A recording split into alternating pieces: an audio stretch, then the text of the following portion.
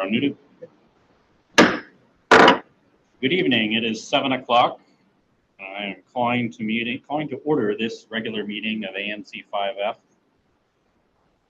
which is our May 19th, 2026 regular meeting. We'll start with the roll call, which I can call. Commissioner Anderson. Commissioner Bishop Henchman, that's me, I'm here. Commissioner Galvan. Present. Commissioner Hedlund. Present. Commissioner Jones. Commissioner Sani. Present. Commissioner Williams. I do count 4, which is our quorum, so we will proceed. Hopefully some other folks will join us, but we do have enough to consider our agenda today. First item on the agenda is public comment. This is the opportunity for any member of the public to address the commission on any issue for up to 2 minutes per speaker. After that, commissioners will get a chance to respond to public comment. If you're online, you can use the raise hand feature, and then we'll call on you to recognize you for public comment. If you're in the room, just raise your hand and I'll call on you. Let me start with anyone in the room. Not seeing any. Anyone online? I see Commissioner Jones and Commissioner Williams. I'm marking them as here. Any other public comments?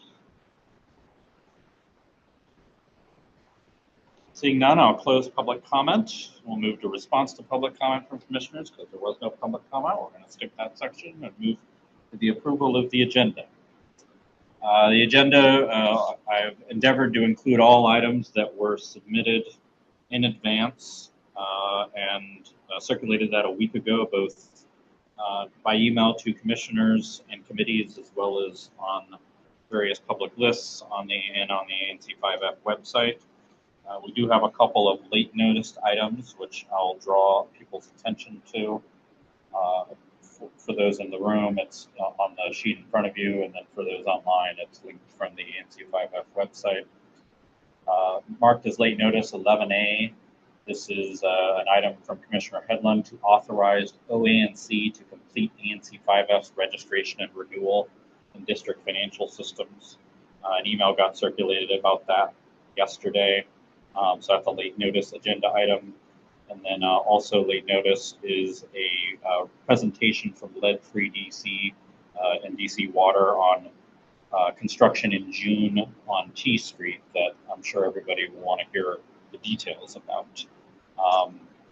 So I will move the adoption of the agenda with those 2 late notice items included. Do any commissioners have any other items they'd like to add to the agenda or any other amendments they'd like to make to the agenda?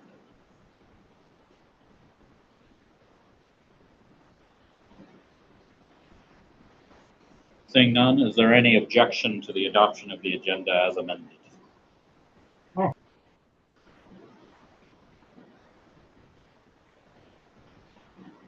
Hearing none. Thought I maybe heard something, but guess not. All right, hearing none, the agenda is adopted. Next item is the approval of the minutes. We have 2 sets of minutes from Commissioner Sani, one for the April 21st meeting, regular meeting, and then one for the May 12th special meeting. Anything you want to say on the minutes? No, I circulated them, I believe yesterday, have not received any edits or recommended adjustments, but thank you everyone for your review of them. Does any commissioner have any corrections to the minutes?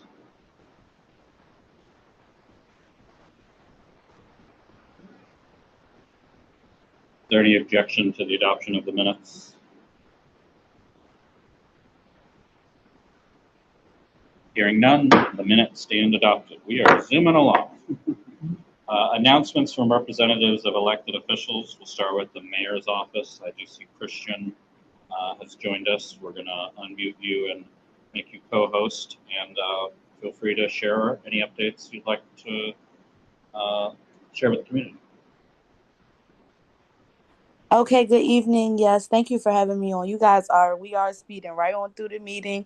So just 2 big things that we're trying to keep in mind for residents and remind them to show up for would be the Rhode Island Resource Fair. This will be hosted by C. Sosa and DC Doors. So it will be held at 900 Rhode Island Avenue Northeast on Thursday, May 28th. It's from 10 a.m.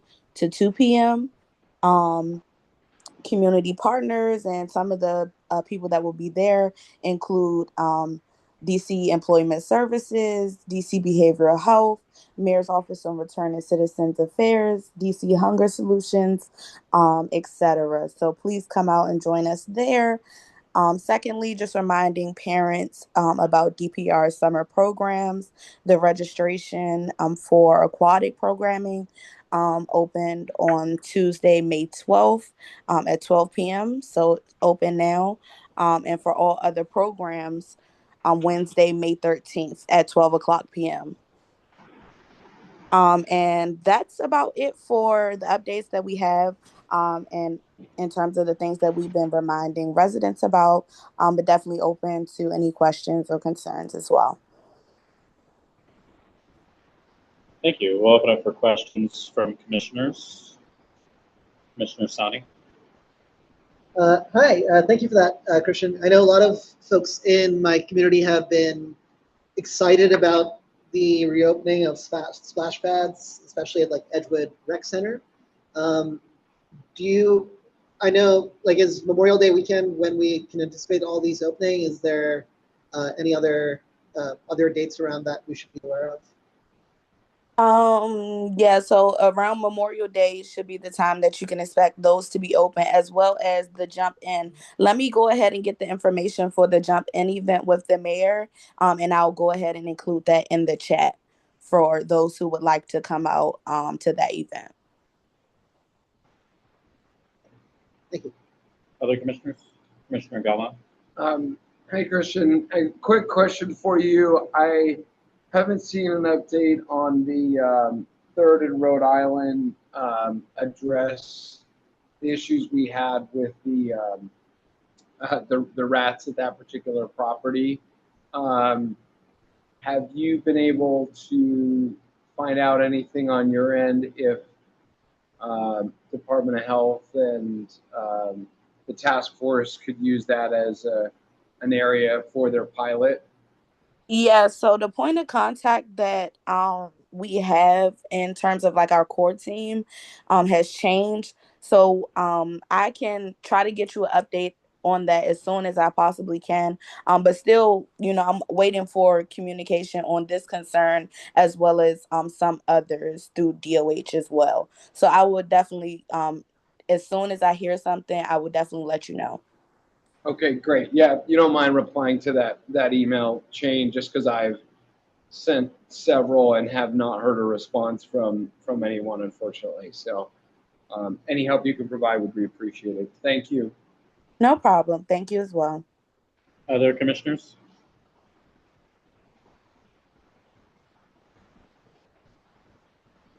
Any members of the public have a question for the mayor's representative? If you're in the room, you can raise your hand, or if you're online, you can use the raise hand feature. Not seeing any. Thank you, Christian, for joining us. No problem. Thank you guys so much. All right. Next item is the Office of Ward 5 Councilmember Zachary Parker. Anaya told me that she could not make it this evening, but did send a written update. And Oliver said that if Commander Rooney was on, to be able to recognize him during this time, to be able to speak. I do see there's iPhone, just in case iPhone is Commander Rooney. I don't know, how would he be able to Raise hand. how do you do the raise hand feature on it? Okay, let's see. I'm not. Are you Commander Rooney? No, I'm not. Sorry. Okay. No worries. Good to know. All right, let me summarize the written update that was shared and then share a little bit about what Commander Rooney may have shared. I'm glad he's not sitting in our meeting waiting for us to get to him and instead out there fighting crime. So from Councilmember Parker's office, Budget oversight hearings continue. They started on April 20th. The council will be voting on the budget probably in May or June, probably later this month or in June. It's critical that neighbors take time to weigh in. You can sign up to submit written testimony or to testify at the council's website, lims.dccouncil.gov. Additionally, submit your feedback on the draft future land use map by May 17th. The Office of Planning is rewriting the district's comprehensive plan for the first time in nearly 20 years. In March, they released a draft of the future land use map, or FLUM. It proposes some changes to Ward 5, although it misses opportunities along Rhode Island Avenue and addressing the legacy of concentrated industrial land in Ward 5. ANC 5F has passed resolutions on this, but that doesn't mean that you shouldn't submit your own testimony or your own feedback to the Office of Planning on this. And we encourage neighbors to participate in that feedback period, which again closes on May 17th. Additionally, some late-breaking budget news. The Committee on Facilities has approved their title for the budget. This is still the budget in process. It'll be subject to whatever final happens with the vote, but it includes some changes to the budget title for the Harry Thomas Recreation Center renovations and adding the following language that the design for the Harry Thomas Recreation Center must include improvements to pedestrian accessibility throughout the campus, including adjacent fields, courts, and gardens. I think there's supposed to be commas there, and the adjacent properties operated by DCPS and DHS. Public restrooms that open directly to the park and can be used by residents even when the recreation center is closed, and a building interior that is suitable for community meetings, classes, and a kickboxing program. I think most of those, I don't know about kickboxing, but I think most of those came out of requests that came from ANC 5F, which in turn, came from the community, were passed by ANC 5F, were sent to Councilmember Parker for inclusion, and then were sent to this committee to include in the budget. So I'll note that it's not everything we asked for. I know Commissioner Headland will probably jump in to say that. There are other things that we wanted that are not on that list, but certainly an advance there in committee. In the discussion in committee, there was some, I wouldn't say pushback, but just some questioning from other council members, primarily council member, this is the one sheet of paper I don't have. I think council member Henderson just had some questions about what's this about Harry Thomas and Langdon. There's also language in there about Langdon. So if you're best buddies with Councilmember Henderson, maybe reach out to her and let her know that this is desperately needed language that needs to be included in the budget. I mean, we can do questions, although I don't know if I could really answer any for Councilmember Parker's office, but not seeing any, so good. We'll move to officer reports. And we'll start with me wearing chair hat.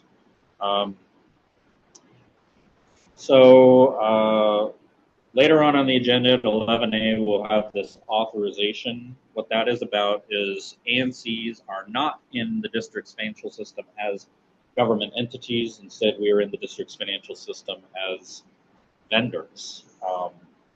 Government entities' accounts never expire.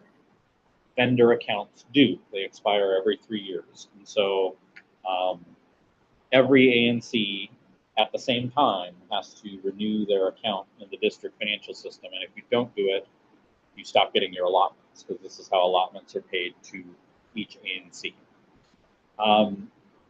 The process for setting up the renewal is not an easy one, and it requires lots of training. And OANC, in their beneficence, has agreed to take on the task of doing these renewals for all ANCs so that we don't have to do it ourselves, or the chair doesn't have to do it, or the treasurer doesn't have to do it. But in order to do this, we need to approve an authorization, and that's what that item is on 11A. It is a one-time authorization to ANC to stick their hands in all of our financial stuff to be able to set up this renewal just for the purposes of that. I hope it'll pass unanimously. If anyone votes against it and it doesn't pass, you can be the person to have to take this training and figure out how to get us up to date on the district's financial system. Across North Capitol Street in ANC 5E, they are hearing tonight from the owner of the Mamo lot on a proposed upzoning from that owner. Close watchers of all ANC business anyone who's lived in the neighborhood for any time in the last 20 years will have noticed that has been an empty lot. This is at the corner of North Capitol and Florida on the northwest corner. Used to be a gas station in the long ago, but has been sitting empty despite the owner coming to ANC 5E at the time, and now ANC 5E and 5F, to request all number of zoning approvals, upzonings, planned unit development agreements, variances, and as far as I understand, has been approved yes on all of them, including what I think has been a record 7 or 8 extensions of some of those. And yet, nothing has been built. Lots of promises, including a promise to this ANC last year to activate the space temporarily through coming up with some short-term stuff to be able to use the space for something other than the abandoned lot that it looks like, and help stitch together the community fabric that is torn because of the lack of action on that space. And yet, nothing has happened. The Zoning Commission met yesterday to consider the application, and although they did not vote on it, the tenor from the discussion was there's no legal reason to refuse the application, so it will probably be approved after one final meeting with ANC 5E. So I imagine that's what's going on now. That's why all the council members, staff are at 5E. That's why maybe some of the public who are normally at 5F are in 5E. That's a big ticket deal. I wish ANC 5E the best of luck on handling that situation and dealing with it and hopefully getting something built there. I had thought about maybe coming up with language for us to act on, but at least in my judgment, I think 5E's kind of got it handled.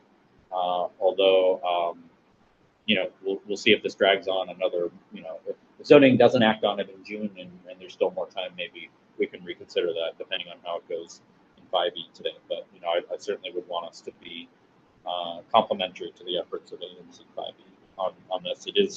It's right on the line, but it is, technically over in their commission area just across in North Capitol. Got a note from DPW. Trash collections for the rest of summer will be starting at 6 a.m., which I guess is earlier than it normally is, and on days where it's really hot, like today, and many days in summer, it'll actually start at 5:30 a.m. So please get your cans out for that time. We also had a DOEE walk that's been covered in the Civic Association and on the Eckington community list. Other commissioners were there. They may want to talk about that too. It was a meeting for another meeting, but more exciting than that is Councilmember Parker's legislation to overhaul the DOE permit process. We'll have a hearing that will be in early June. Saw it in the register. It's not yet on the council's website, but I'll send that around once it is so that people can sign up and share any opinions you may have on how good or how bad DOE's air pollution permit renewal process is. Sorry for going on, just a lot to share, but I'll stop there and turn it over to the Vice Chair, Commissioner Galvin, for any update. I do not have anything offhand as Vice Chair. Thank you. You want to just do whatever you have as Commissioner? Or you want to come back to it? Come back to it. I'll come back to it. All right. Treasurer, Commissioner Headland. Hello, good evening. I unfortunately was not able, Industrial Bank has kicked me out of their online banking system, even though I am a signatory, so I'm still trying to get I'm trying to get my access back to the bank account. So I will update the treasurer report in the minutes by the end of this week. I don't think we would, like, the only transactions we should have for April would be cashing the check, Lee Montessori's grant check. They would have cashed it, and our allotment from the DC government. So that is that. And thanks, Commissioner Bishop Henchman, for introducing the action item that we'll be voting on a little bit later in the evening. Excellent. Any questions for Commissioner Headland? Thank you for dealing with the industrial bank drama. They're never the nicest to face with. So.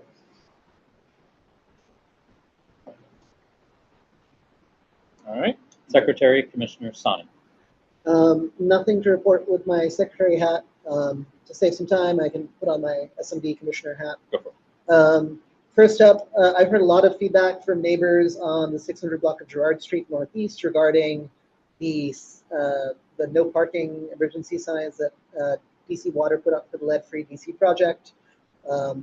While they are, the issue is that these parking spots have been reserved for weeks on end without actually any apparent work happening until this weekend. Some neighbors finally let me know that they've been kicking this can down the road, or the contractor has, and I reached out to their director of community affairs, and it appears that unstuck something. So the construction actually started this week formally. So please be mindful of that if you've gotten used to having those no parking signs not being actually enforced.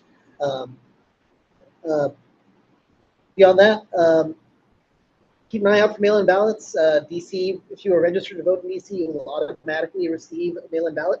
You can fill it out, drop it in the mailbox, or drop it in one of the ballot drop boxes, or you can still go up and vote in person come election day. But please be mindful of that. If you do not receive it and you're expecting it, please reach out to the Board of Elections. Additionally, I've had neighbors reach out to me about this leftover traffic pole from the 8th Street gap closure at the MBT entrance by Dewdrop Inn. Apparently, someone ran into it on their cycle the other day and thankfully was able to walk away from it, but obviously not great. I've been working with VDOT, and they say they've got their maintenance team on it, and we should hopefully see it removed soon. We also want to welcome Right Proper Kitchen to ANC 5F02. They opened up in the former Brooklyn Pint Space. They've been, I think, soft open. They haven't had their grand opening yet, but there have been a few community events there. So if you're looking for a place to grab dinner, check them out. It's also very exciting to have them basically bookending the segments of the MBT when they come back into later this summer.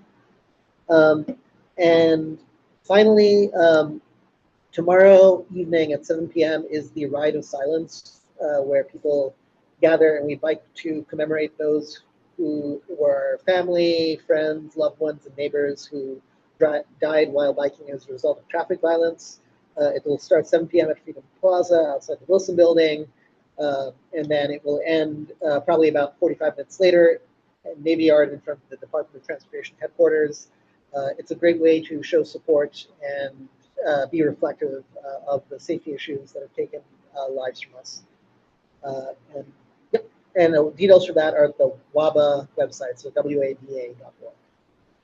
Thank you, Commissioner. We'll go right or continue through announcements from commissioners.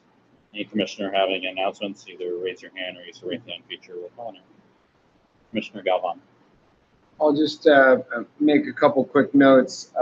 I know at least in my SMD in Eckington and in Edgewood, there's been a lot of street project, both DC Water and sidewalk replacements and curb cuts and whatnot.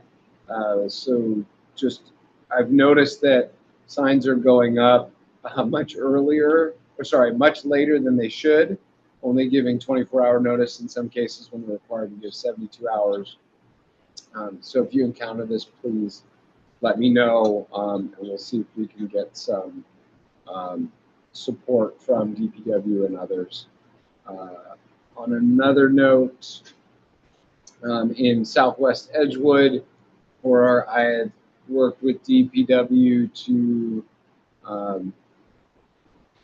stop enforcing and not do street cleaning for a handful of weeks due to some of the major impacts of construction along the sidewalks. I'm planning to request that they lift that shortly so that folks can have their streets cleaned as early as this week. So just be on the lookout. That's all I have for the moment. Thank you, Commissioner. I know Commissioner Anderson has joined us, so all commissioners are present. Other announcements from commissioners?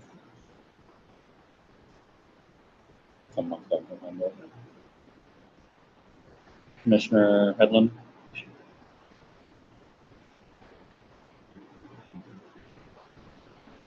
You're muted. Sorry. There you go.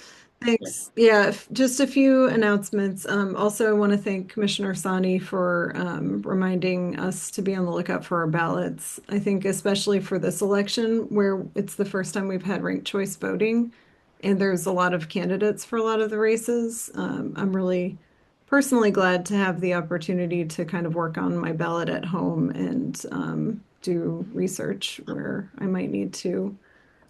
Since we don't have just, we could only vote for one person in each race, but we could also vote for more than one in each race if we have multiple candidates that we'd be happy to support. So then we got ANCs got a reminder from the Office of the Attorney General as the weather's getting hot already.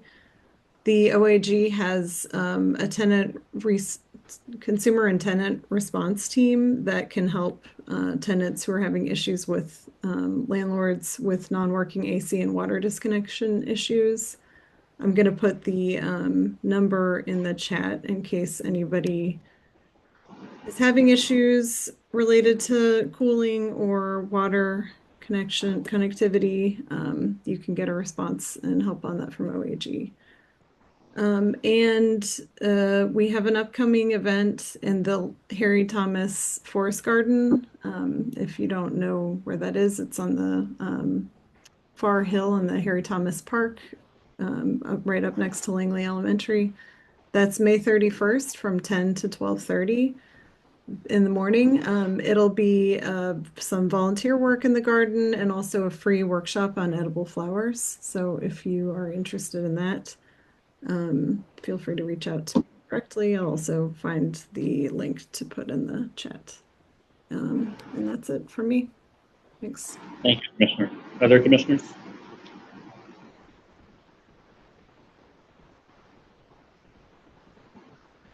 Seeing none, that closes commissioner announcements. Next item is presentation relating to agenda items. We didn't have any. And the next item after that is the consent agenda. I'm going to read out all the items that are on the agenda as amended. This will be the last opportunity for any commissioner to take any of these items off and move it to the action agenda. Otherwise, we'll vote on all of these as a block in one vote. So currently on the consent agenda are A, amend budget to approve $2,600 for direct purchase of benches at Emory Shelter, Commissioner Headland.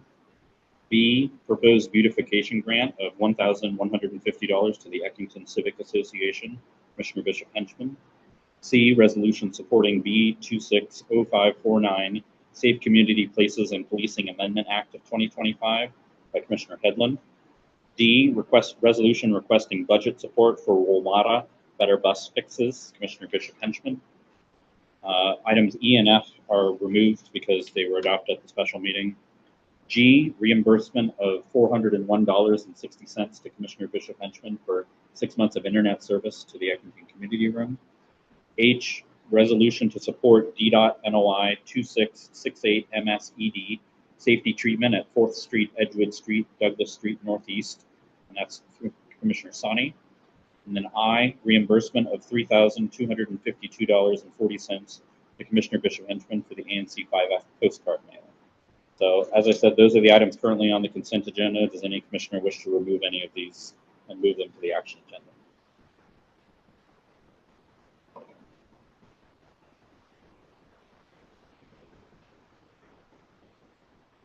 Going once. All right, hearing none. I will move the adoption of the consent agenda with all of those items on it. Is there a second? Seconded. Seconded by Commissioner Sani, and we will move to a vote.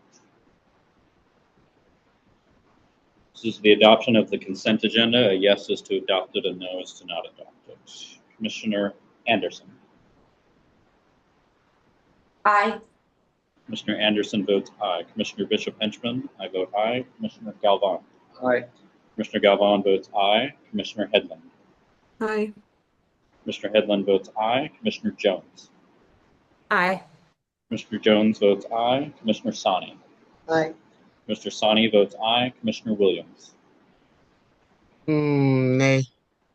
Commissioner Williams votes no. The vote is 6 yes, 1 no. The consent agenda is adopted. Item 11A is the one remaining item on the action agenda.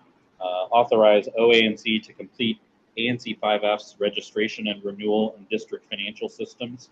Commissioner Headland.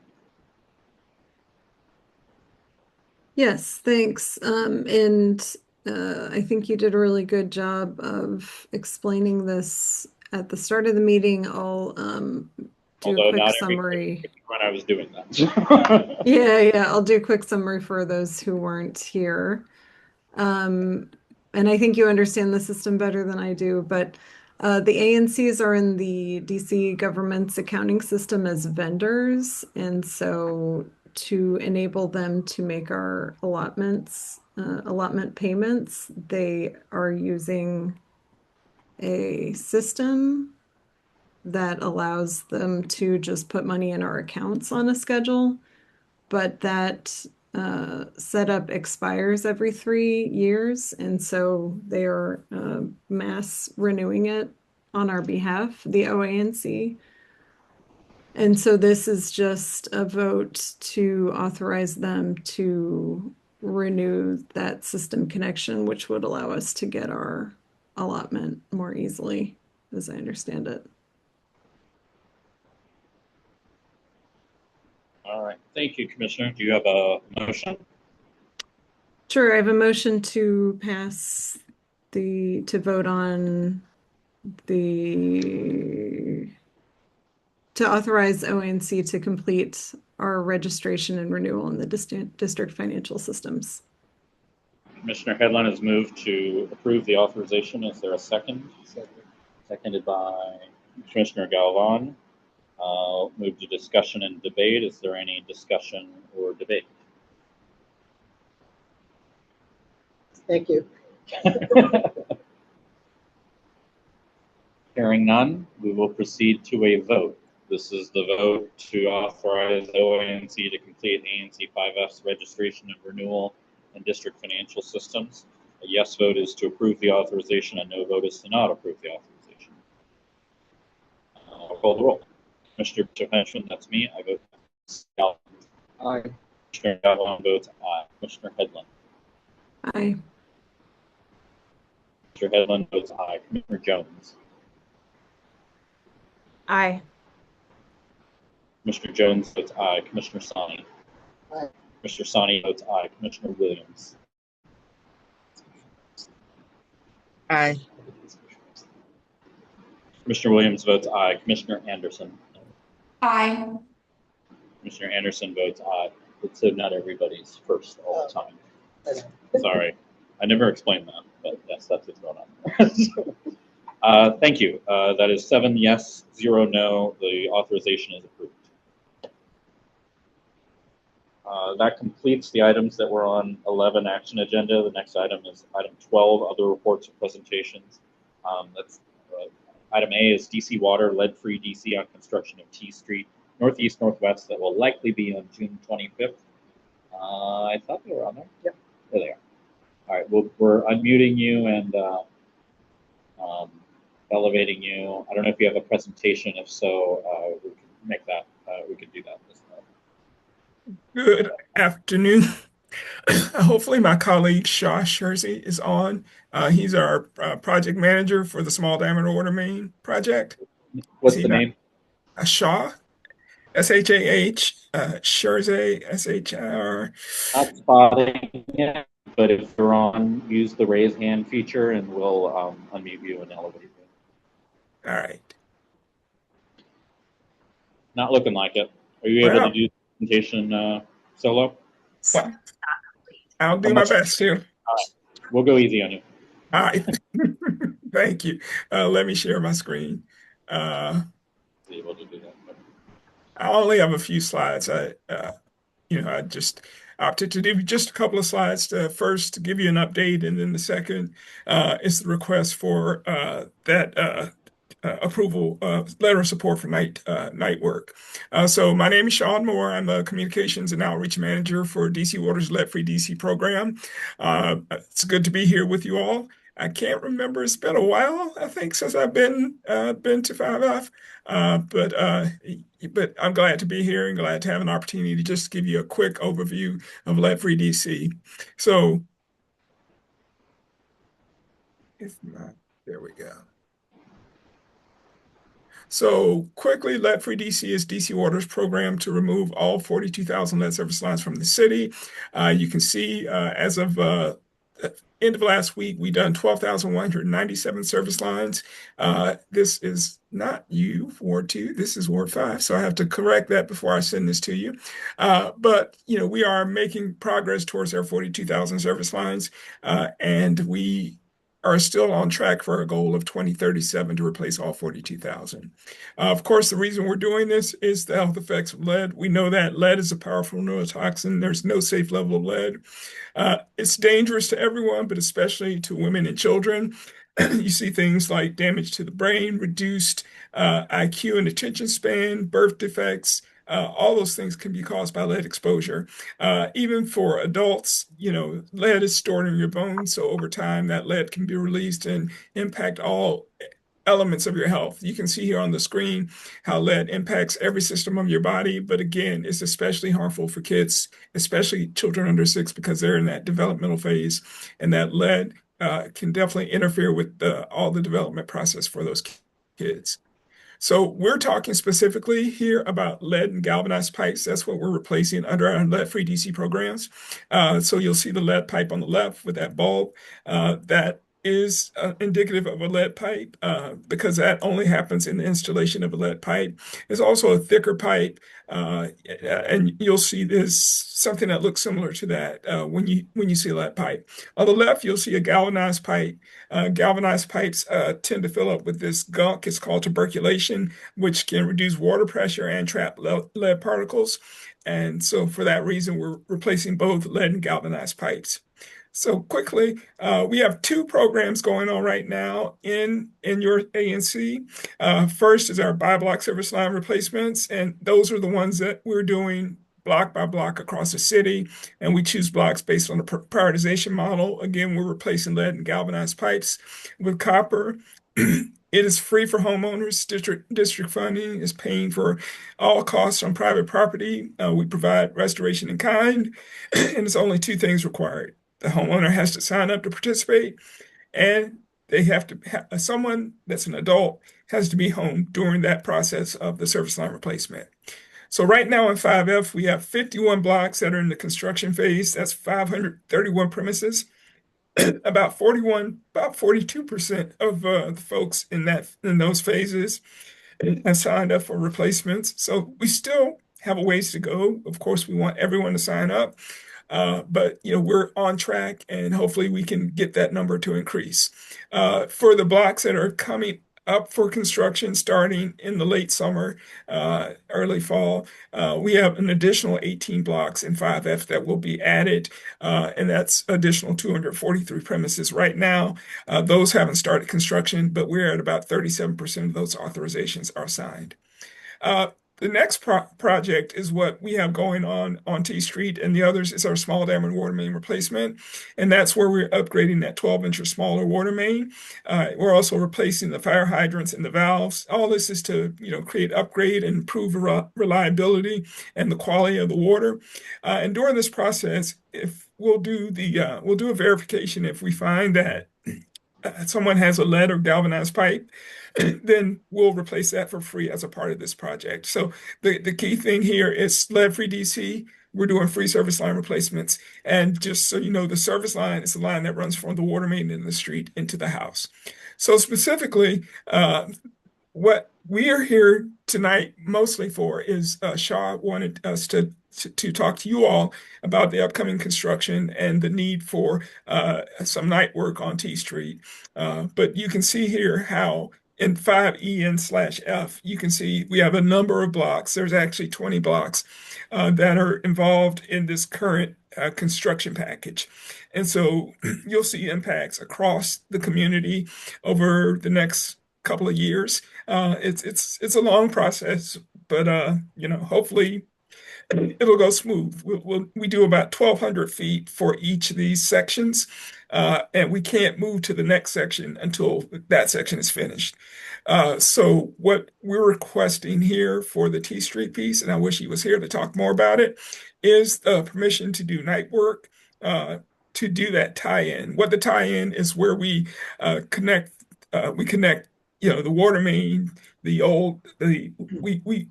move the connection from the old water main over to the new water main. That's a tie-in, and we have two of these types of shutoffs during the whole process of a water main replacement. We do them at the beginning, and then we do it at the end. And there's one additional shutoff where we do that when we reconnect the homeowners to the new water service line, to the new water main. So specifically, the request that we were asking is for your support for us to do night work in some of these areas. It's a lot easier for us to do these connections and turn off the water at night than it is to do it during the day. And it allows us more flexibility, and for homeowners, it's less of a disruption. That's why we're asking for your support for the night work on the T Street portion of the project.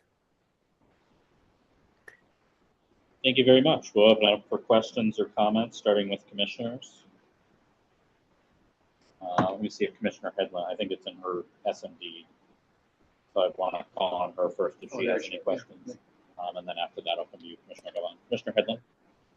Yeah, thank you. And thanks for the presentation and for being here. So I see on the slide that the timing of the outages, it's planned from 9 p.m. to 5 a.m., which seems reasonable to me. I guess, I just have more specific questions about like what's the date and then what's the plan for contacting residents? And of course, I can help amplify the message. But what's DC Water's process for making sure residents know in advance? Sure, that's great. I think the date is the 25th. I don't have, I left, I'm sorry. Just June 25th, right? I think it's June 25th. Yeah. But I can look at my email just to verify the date. But what we do as a part of the notification, a couple of things happen. First, for the folks on that block who are receiving our updates, we'll let them know in advance that they can anticipate something that's coming up in the next week. Before we do any shut off, we'll also at least 48 hours before we shut off the water, we'll provide the homeowners with a notification that the shut off is coming. But like I said, when we send out our weekly emails and information to the block, that's something that we'll tell them basically a week before that they can expect that service that a water interruption is going to come up in the next week, approximately. We always have to say approximately because things do happen, and sometimes these timeframes shift based on weather and other considerations. But we try to, give folks notice, like I said, during their weekly emails that we send out, and then at a minimum 48 hours before we turn off the water.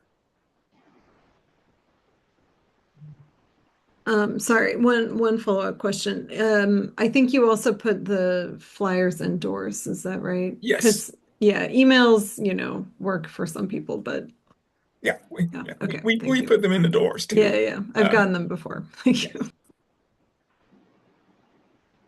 Thank you, Commissioner. Commissioner Gala. Yeah, thank you so much. A handful of questions here.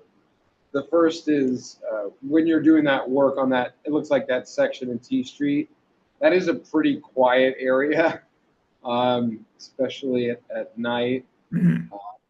The noise producing work, like jackhammering, using, the hydraulic, portions of the backhoe and whatnot, and running the generators.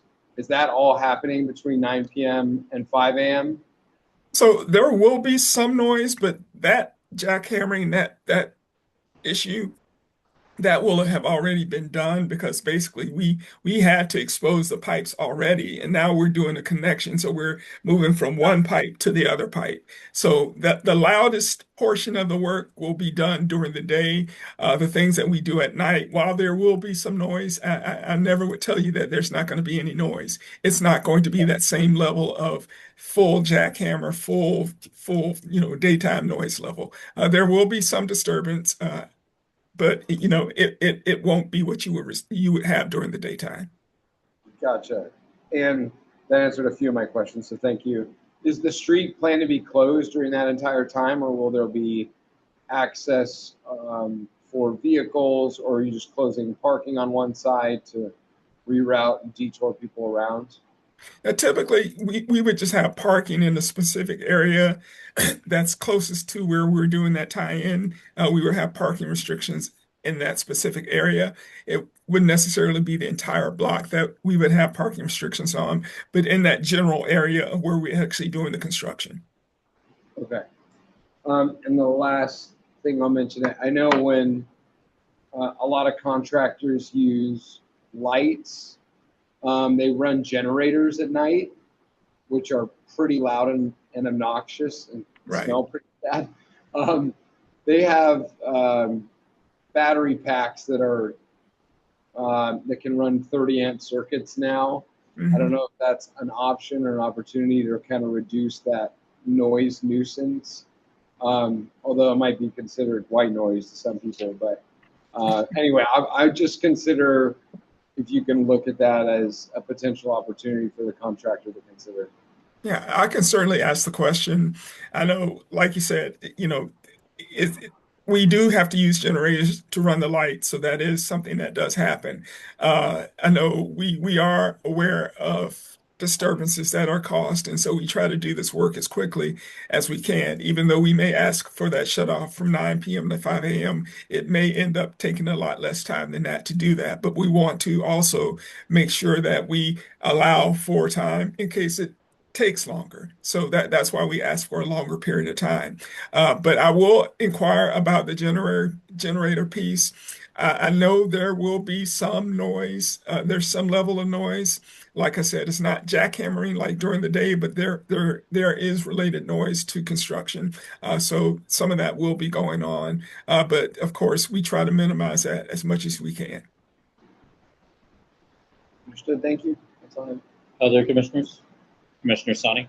Hi, thank you for the presentation. One quick question. Could you give a sense of what the trade-off is? Like you said, doing the night work just makes it easier. I'm sure just equipment tear down and setup takes time and stuff. How would you express kind of the trade-off here between night work and just longer disruption to a neighborhood in terms of number of days? All right. So take, for example, if you look at night work on North Capitol Street versus us doing it during the day. There's much lower traffic volumes if we do that work at night, much fewer disruptions to something which would be like, at that intersection, because it is typically the tie-in is going to be at the intersection. So you're impacting a lot less traffic and a lot less people. So we try to, or at Rhode Island Avenue for that matter, at either end, you're affecting a lot less people, by doing the work at night than you are when you have businesses around and you have other, businesses plus rush hour traffic and all the other things. It's a lot more disruptive to do that for the entire neighborhood. Cool. Thank you. Other commissioners? Any questions from members of the public?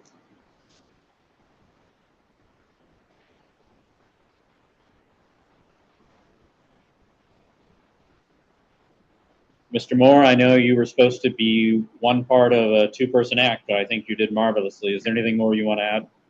I'll just add that, for any of these lead-free DC projects, whether it's buy block or the small dam and the water main, of course, you have to sign up for. So residents who are eligible for these programs do need to sign up. There's a QR code on the screen where folks can sign up to participate in the program.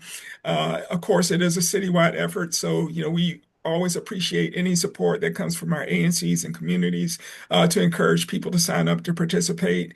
And I usually have my phone number and everything on the screen, but I will drop it into the chat afterwards, just so folks, if they have questions, they can reach out to me. We want to make sure that if folks have questions, they can reach out to us. The easiest way to do that is to email lead@dcwater.com. That's our lead inbox, and we do track everything that comes in through that inbox. But I will, as soon as I finish, drop my information into the chat. So if you, as commissioners or anyone else, has questions or they want anything else, me to provide any additional information, I can do that. Great. Thank you so much for joining us. All right, perfect. And Commissioner Hedlund, I'll follow up with just an email, about the request. Right, perfect. Thank you so much, everyone. I appreciate you all allowing me to present to you tonight, and hope everyone has a wonderful evening. And once again, thank you very much. I'd rather give lots of advance notice that we're shutting people's water off than after the fact. So thank you for that. That concludes other reports or presentations. The next item is committee and task force updates, which I'll call in order as they are on the agenda, starting with Alcohol and Cannabis Licensing Committee, Ms. Coughlin.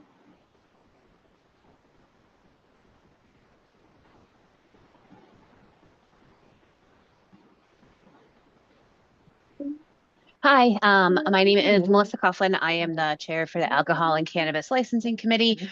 We met on May 6th and wasn't a whole bunch going on. We had one cannabis application for the warehouse at 2210 5th Street Northeast. This is listed as new, but it's really more of a renewal, so to speak. The previous application was conditionally approved and then stalled with BZA due to zoning changes that need to happen. We already have a settlement agreement in place with them, and so we're happy with that. Any significant changes, as Commissioner Sani said, Right Proper at 716 Monroe Street is soft opened. They had their license removed from safekeeping by ABCA. And then the only other change was Edgewood International Wine and Spirits.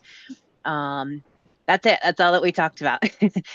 So our next meeting will be, I think, depending if we have business or not, on June 3rd, Wednesday, June 3rd at 7 p.m. It's online. If anybody would like to join our committee, we need more friends on there. So tell us, and that's it for me. Thank you. Any questions for Ms. Coughlin? All right, Community Engagement Committee, Commissioner Hedlund. Thanks. We did not meet for April because of a scheduling conflict, but we have a meeting scheduled for next Wednesday. It will be online. I'll update the website. And thanks to Commissioner Bishop Henchman for finalizing the mailer and getting it in the mail. That was one big thing that we wanted to get done. So yeah, everybody will be getting a beautiful postcard soon in the mail from the ANC. Any questions for Commissioner Hedlund? None. Public Safety and Health Committee, Mr. Aaron Price, or any other member of the committee? He's not here, but I think he sent in. He's on vacation. Okay. I can read it aloud. Any salient points? Yes. Everyone, legislation resolution updates. B26-0226, Place-Based Substance Use Disorder Outreach Amendment Act of 2025 has been successfully passed by DC Council and is on the mayor's desk for signature. Thank you for Commissioner Hedlund for sponsoring their resolution, supporting the Safe Community Practices and Policing Amendment Act, and if passed, thank you to all all the commissioners who voted for it. So that's everybody. Be awkward if we had passed We had passed it. Public Safety and Health Committee will shift writing resolution about the Medical Cannabis Process Improvement Amendment Act of 2025 to June. Instead, we'll write a resolution supporting B260065 Solar Shade Expansion Amendment Act of 2025 for a vote at the June General ANC meeting. And they're prioritizing the following resolutions: Vaccines Administration Protect Amendment Act, resolution on juvenile curfews, and a resolution on smoke-free residential environment amendment act of 2026. The public health updates. Thank you to Commissioner Benjamin for organizing the MBT Department of Energy and Environment walk. Thank you to all the neighbors who showed up and spoke out. The Office of the Attorney General has opened up a tip line for illegal dumping, idling, and other violations that harm residents and natural resources in neighborhoods across DC.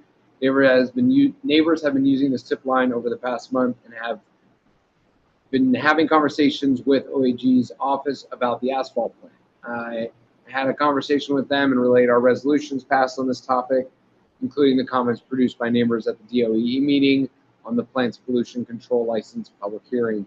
They're looking further into the plant and are unable to provide any updates to the public as they progress their investigation. And then the next Public Safety and Health Committee meeting is on Thursday, June 4th from 6 p.m. to 7:30 here in the Judd and Weiler Eckington Community Room with a virtual option to join as well. And for the Public Safety and Health tip, the OAG's, the Office of the Attorney General's office, is looking for more personal narratives on how the asphalt plant has affected the health and well-being of neighbors in our area. Please submit email to environmental.justice@dc.gov or call 202-442-9828 to submit your personal experiences. And I'll try to figure out a way to drop that in chat. Thank you for sharing the update, Commissioner Galvan. Does anybody have any questions for the committee? All right, seeing none. Zoning and Development, Mr. Stone, who I think is on a plane, but we did not meet this month. But thank you, everybody, for the approval of the resolutions at the special meeting, which were zoning related. Library Task Force, Mr. Garnett. Or Eddie, as he apparently is in the Vegas system. We learned. Not seeing him. Any other member of the task force want to share an update? All right. Seeing none, I think that completes committee and task force updates. I do want to note. Oh, I'm so sorry. Transportation and Public Space, Commissioner Sonic. Yes, thank you. We had our meeting a week later in the middle of this members for sometime their schedule for this. We obviously discussed and drafted a letter supporting the NOI 2668 MSD, which was the safety treatment at 4th and Edgewood and Douglas. Thank you to Commissioner Galvan for being present to also kind of talk through some of the concerns that he and his neighbors had, and Commissioner Jones also sent along her feedback as well, so it was cool to have that incorporated and have Commissioner Galvan present. Additionally, we discussed some future items like the ongoing construction on Monroe Street's northeast bike lane on the Brookland side of the Metro Rail tracks. It's a DOE project where they apparently didn't order the right pavers, and so they are working through that procurement process. Beyond that, I provided a readout on the Taylor Street Northeast Protected Bike Lane meeting. ANC 5F authorized us to support that project, and so I went as a representative to participate, and while doing so, offered feedback and also sent that in writing to DDOT, and they've acknowledged receipt of that. We have some future resolutions we're thinking around like ways we can. I think there was an ANC 5B resolution regarding this district look at their crosswalk timings and normalize them. And so there's been discussion with the TAPS committee to do an ANC 5F version of that, which we're excited to see move forward. And then we're also considering some outreach to DDOT on some of they attempted a flex post treatment on the Franklin Street Bridge to stop people from speeding up the turn lane and opposing traffic. Of course, cars or drivers, they find a way and they knock down all of the flex posts. And so I think I've heard DDOT is planning a different treatment there, but just trying to get an idea of what their plans are for that part of the neighborhood. That is, our next meeting will be the first Monday in June at 7:30 p.m. We welcome anyone to participate. Thank you, Commissioner Sani. Questions or comments from commissioners? Commissioner Williams. I want to tag in on that 26-68 NOI. There are a lot of residents that are against that safety treatment at 4th and Edgewood. And I do have several papers as far as a petition to turn in, and that will be turned in by the end of the week. Because you're taking up a lot of space, whereas they are handicapped parkers, homeowners, which will be removed, and that's not fair. So 5FO3 is in opposition of that plan. I just wanted to say that. What do you remember? What the thank you, Commissioner. Do you remember what the deadline is for public comment on that?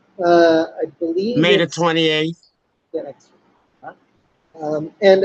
Commissioner Williams, for your constituents who are concerned about parking if they have just a handicap placard or something, DDOT does have a program for special parking affordance. Like they can block off part of the block for handicap, and DDOT does take that into account for projects. We know. Okay, yep. Just suggesting it's a beneficial thing to have already in place. Thank you. Next week is the deadline, so please submit feedback. Yes, Oh, and no problem. anybody can submit feedback on the project, Yes. so please do that to DDOT. Other commissioners? Commissioner Jones. Just curious, Commissioner Sani, can you talk through the extent to which this takes place on 4th Street? Is it from Rhode Island to Franklin? Does it go beyond that? It's mainly the triangle with Douglas and Edgewood. It's not like a bike lane project by any means. It's like there were 3 crashes, one of which involved a driver striking a cyclist. So this is all like, how do we make this turning safer? Okay, because I know there was a crash on 4th and Franklin a couple weeks ago. And I know you alerted me to that. And so there's definitely the concerns there. So I'm hoping to create some safety for the community. Yeah, and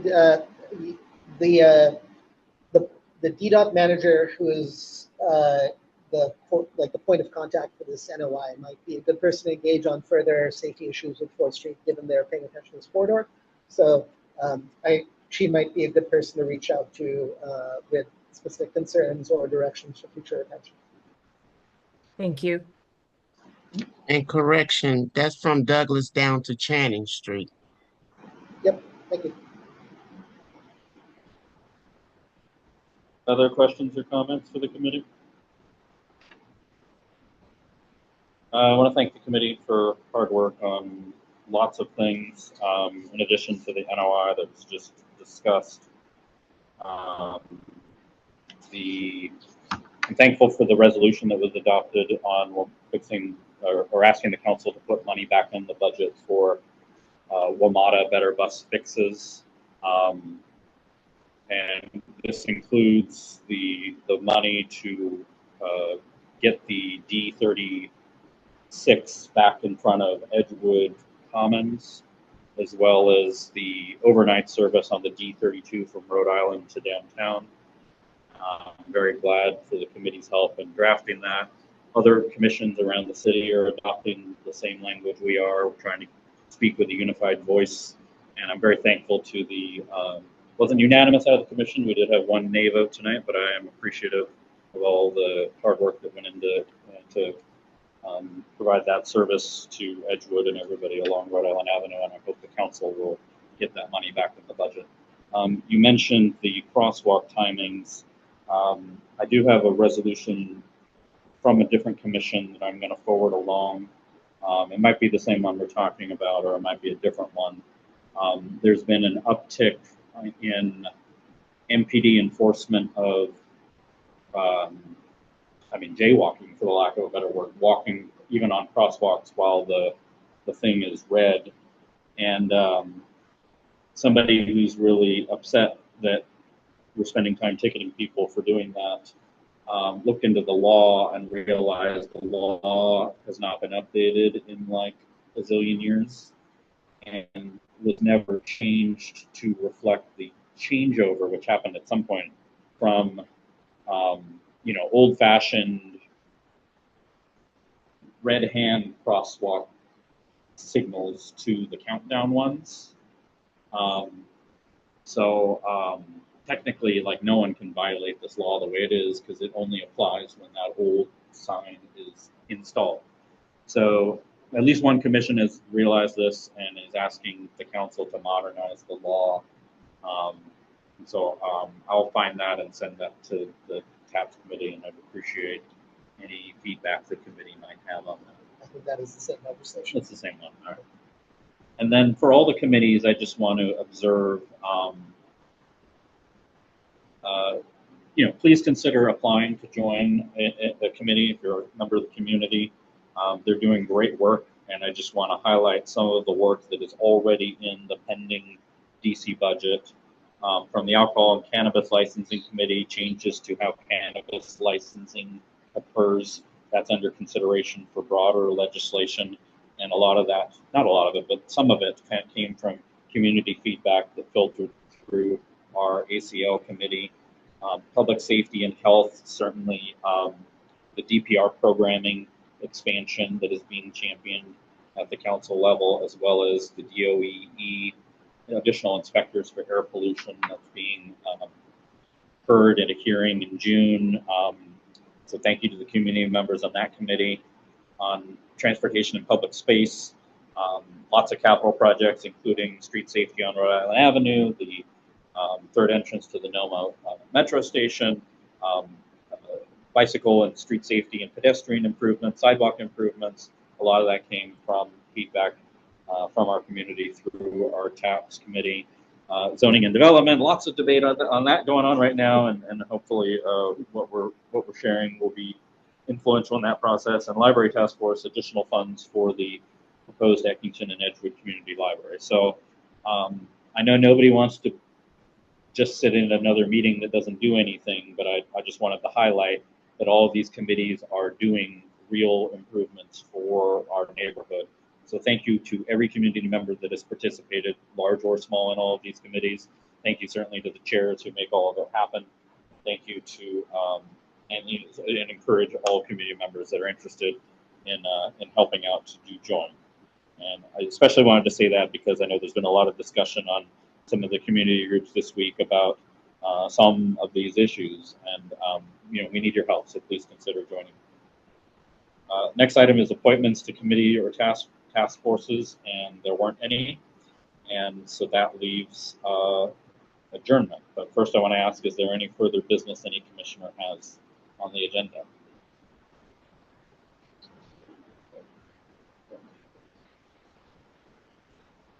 All right, seeing none, Chair will entertain a motion to adjourn. I move to adjourn. Commissioner Sonic moves to adjourn. Someone did have their hand raised. Sorry. Did have their hand raised? Let's see. I think Mike's A16 All right.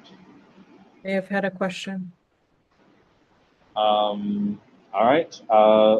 Mr. Aiello, I think that's who that was, maybe.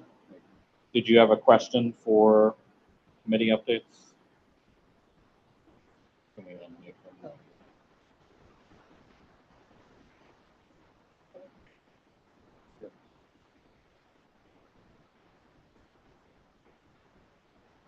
maybe?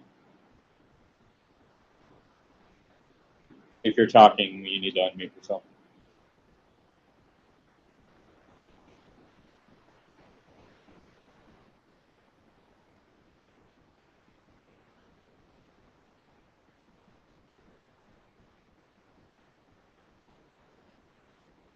All right. Well, we'll try to follow up with you on that. All right, Chair will entertain a motion to, sorry, any further business from any commissioner? All right, Chair will entertain a motion to adjourn. Commissioner Sani moves to adjourn. Is there a second? Seconded by Commissioner Galvan. Is there any objection to adjourning? Nope. Without objection, we are adjourned. It is, what time is it? 8:10 p.m. Our next regular meeting is Tuesday, June 16th. Have a wonderful rest of your May. Good night, everyone. Good night.